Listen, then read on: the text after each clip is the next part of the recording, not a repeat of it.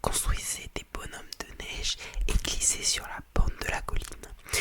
Au cœur du village, une vieille horloge sonnait chaque heure avec une mélodie douce.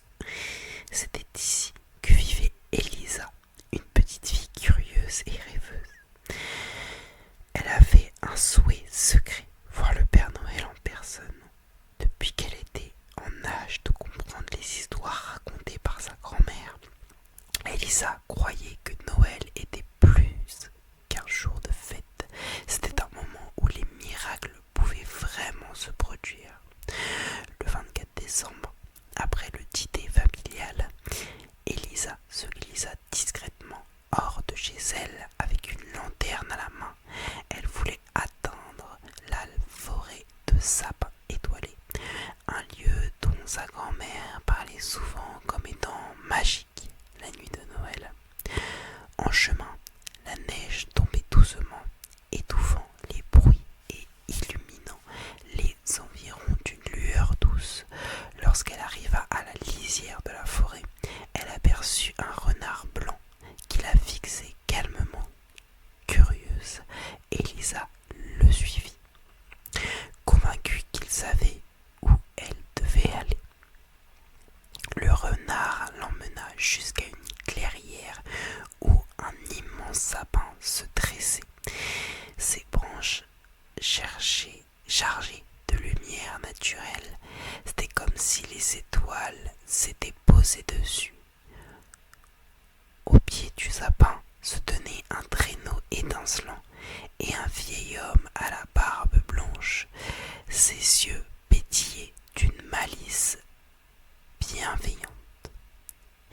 Elisa, dit-il d'une voix douce, j'attendais ta visite.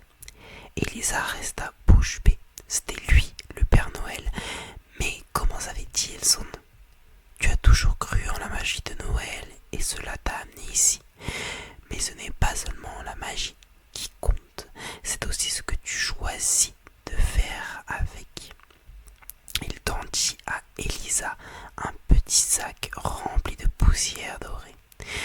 Saupoudre cette poussière dans ton village, elle apportera joie et paix à ceux qui en ont le plus besoin. Sans hésiter, Elisa prit le sac et remercia le Père Noël. Le renard la raccompagna jusqu'à la sortie de la forêt. Elle rentra chez elle, son cœur débordant de bonheur.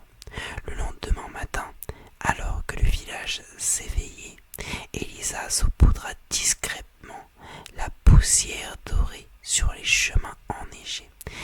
Les habitants se mirent à sourire davantage, à partager des moments de bonheur simples, même ceux qui, d'habitude, semblaient moroses, s'ouvraient aux autres.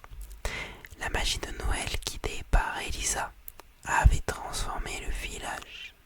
Depuis ce jour, Elisa sut que croire en la magie, c'était aussi devenir une partie d'elle. À chaque Noël, elle se rappelait cette nuit extraordinaire où elle avait rencontré le Père Noël sous le grand sapin étoilé. Bon voilà, l'histoire est très courte, mais voilà. Si vous voulez une autre histoire pour un autre jour du calendrier de l'Avent, n'hésitez pas à me le dire en commentaire.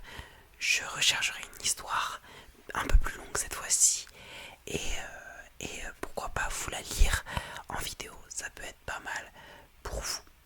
Voilà, n'hésitez pas à vous abonner.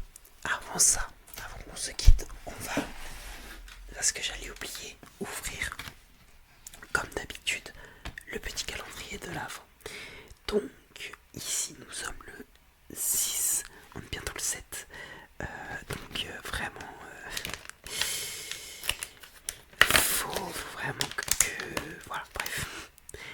Ici nous avons un petit bonnet de Noël, assez tranquille, assez mignon.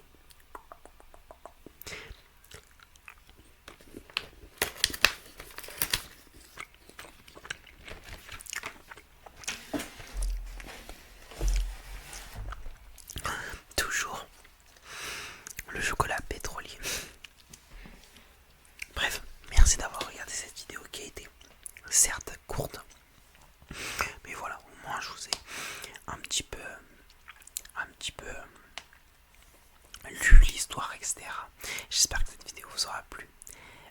n'hésitez pas à aller voir les autres jours. Donc le jour 1, le jour 2, le jour 3, le jour 4 et le jour 5. Bisous tout le monde, à la prochaine. Portez-vous bien. Bisous, bisous.